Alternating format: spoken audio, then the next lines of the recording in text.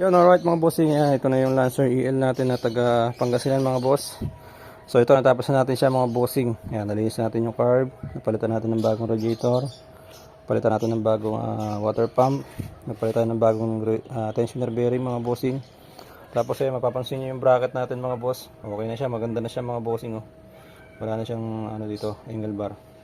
So padinig ko sa inyo yung under nito mga bossing. Bali yung radiator pan mga bossing binalik natin sa automatic mga boss. Hindi na siya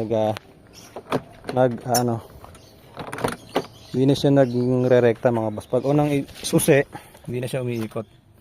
Kaya mga boss, itong niya, yung panel gauge niya mga boss. Tinry natin i-connect doon pero ganyan yung nangyayari sa kanya mga bossing. Hindi pa siya umaandar, meron na siyang reading. So i-start natin engine mga bossing. Cold start to mga boss start natin kung maganda siyang paandarin ngayon. Yan mga bossing one click start tayo mga boss. Yan, hindi kasi gumagana yung cold start natin mga bossing kaya mababa yung minor niya.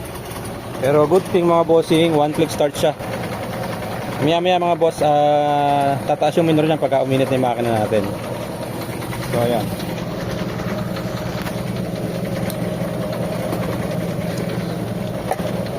So ito na yung under ng makina natin mga boss.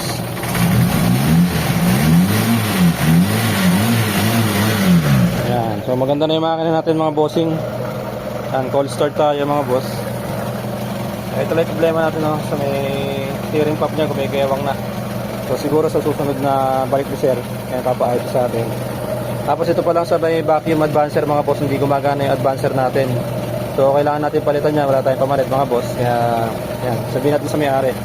Tapos mga bossing, itong valve clearance hindi na natin nagawa kasi nga medyo short sa budget tayo mga boss. So susunod na lang din ipapagawa ni bossing yan.